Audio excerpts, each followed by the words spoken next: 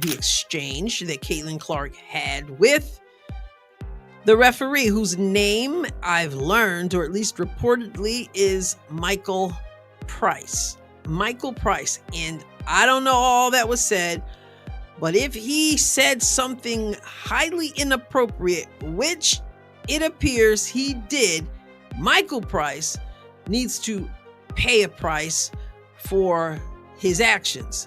The Women's National Basketball Association is currently experiencing its own golden age, a renaissance driven by a single generational talent. Arenas are sold out, viewership numbers are shattering decades-old records, and a new wave of fans are tuning in, all captivated by the phenomenon that is Caitlin Clark. On the surface, it's a picture of perfect explosive growth, but on June 10th, during a game against the Connecticut Sun, a crack appeared in that pristine facade. A shocking, heated exchange between Clark and a veteran referee provided a terrifying glimpse into a dark reality lurking just beneath the surface. We all saw Clark's explosive reaction, but the real story, the one the league hopes you'll ignore, isn't about her anger. It's about what was allegedly said to her to provoke it, and how the referee's calculated silence afterward exposed a rotten system of power and Caitlin talked about calling the league, at least that's what she reportedly was saying, and I'm all for it because something was said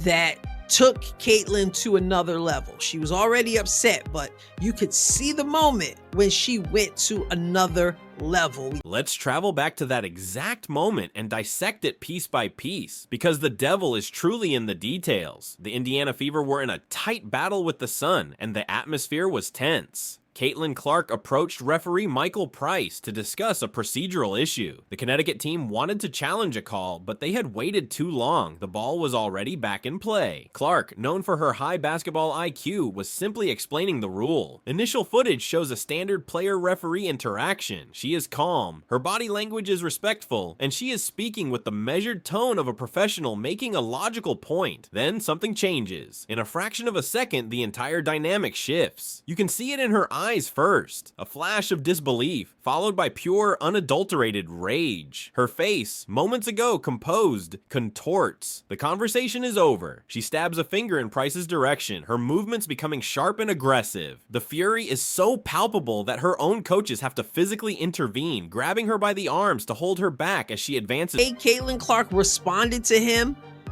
If he had not gone over the line with something, there's no way he would not have teed her up.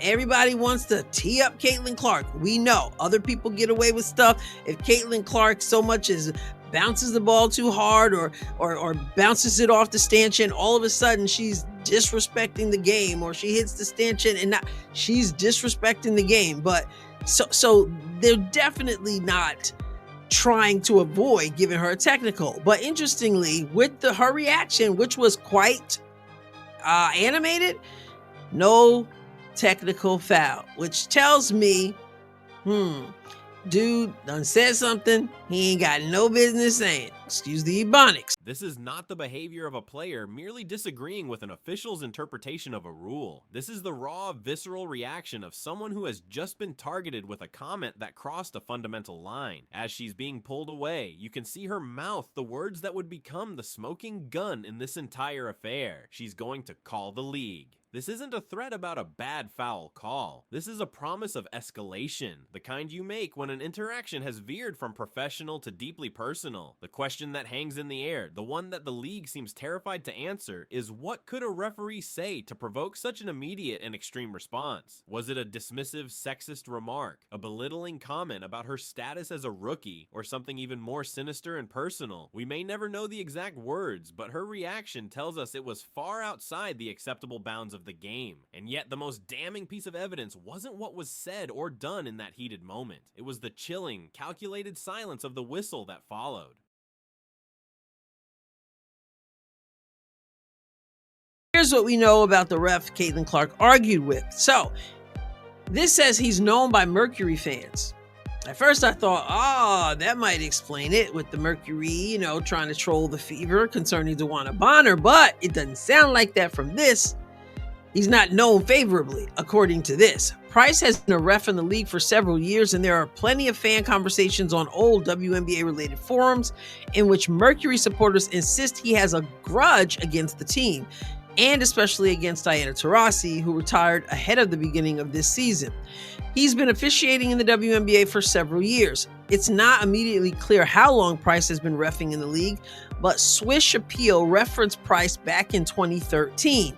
And funnily enough, it was in connection with the technical foul levied against Taurasi. In the highly scrutinized world of Caitlin Clark, technical fouls are handed out like candy on Halloween. She's been teed up for bouncing the ball with too much force, for a passionate but harmless gesture, for a look that a referee deemed disrespectful. The threshold for penalizing her is notoriously almost comically low. Other players can scream at officials and get nothing, but Clark is held to a different, impossibly strict standard. So in this instance, the most flagrantly emotional and aggressive she has ever been toward an official on a professional court. The logical next step was a technical foul. It was textbook. She had to be physically restrained by her own coaches. But the whistle never came. Michael Price stood there, watched the chaos unfold, and did absolutely nothing.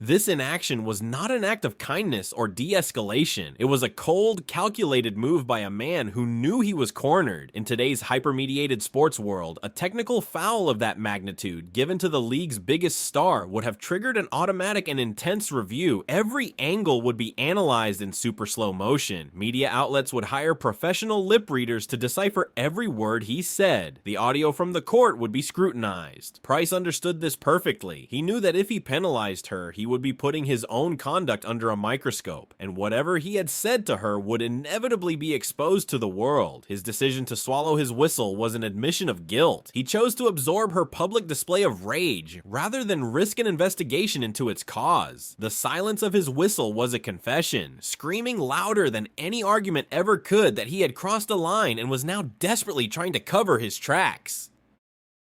To fully understand the gravity of this situation, you have to understand the man at the center of it, Michael Price. He is not some inexperienced rookie official who made a mistake in a high-pressure moment. He has been a referee in the WNBA for well over a decade. He is a seasoned veteran who knows the rules, the players, and the boundaries of professionalism, or at least he should. But a dive into his past reveals a disturbing history that makes the Caitlin Clark incident look less like an anomaly and more like the latest chapter in a long and troubling story. For years, dedicated fans of the Phoenix Mercury have maintained that Price holds a personal grudge against their team, and specifically against one of the greatest players of all time, Diana Taurasi. For years, these were dismissed as the biased ramblings of a loyal fan base. But now, those old forum posts and social media threads read like eerie prophecies. They paint a picture. This alleged pattern of targeting star players isn't just fan speculation, it's backed by a history of controversial moments. Cast your mind back to the 2012 WNBA Finals, the pinnacle of the sport where officiating is expected to be at its most impeccable. During a critical Game 2, Michael Price made the highly unusual decision to issue technical fouls to both Minnesota Lynx superstar Lindsay Whalen and her legendary coach Cheryl Reeve. Issuing a technical to a star player and a head coach in the same finals game is a massive power play. It sends a chilling message that no one, no matter their status, is beyond the referee's control. When you place these incidents side by side, the long-standing complaints from Taurasi supporters, the power display in the 2012 finals, and now the explosive confrontation with Caitlin Clark, a disturbing profile begins to emerge.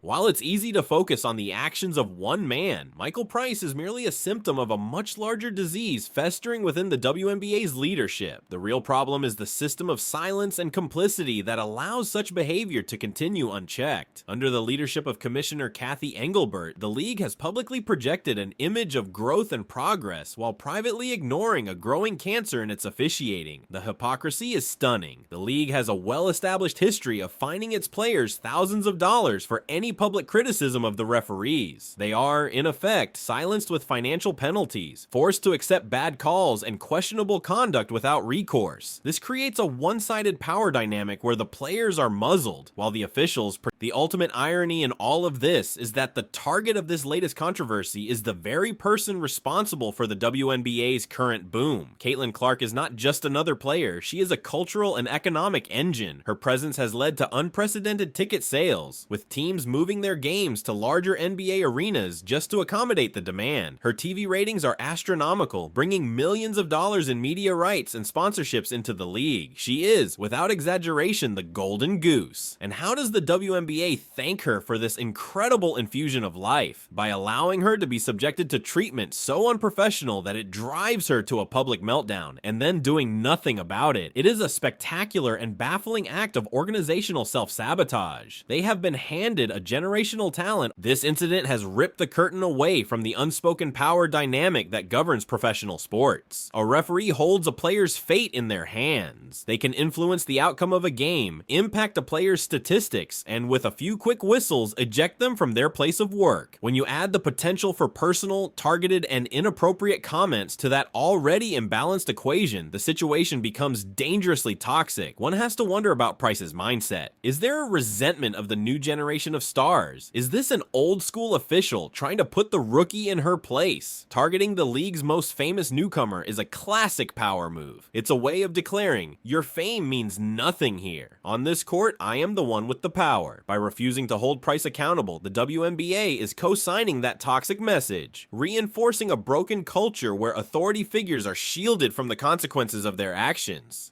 When you assemble all the evidence, the picture is clear and deeply troubling. The explosive reaction from Clark was the spark. The deafening silence of the whistle was the confession. Michael Price's decade-long history of controversy is the pattern, and the WNBA's refusal to act is the confirmation of a deeply flawed and corrupt system. This single televised incident has become a tipping point, exposing a potential culture of disrespect that the league can no longer hide. And it forces us to ask the most terrifying question of all. If this is how the league's biggest star is treated under the full glare of the national spotlight, what in God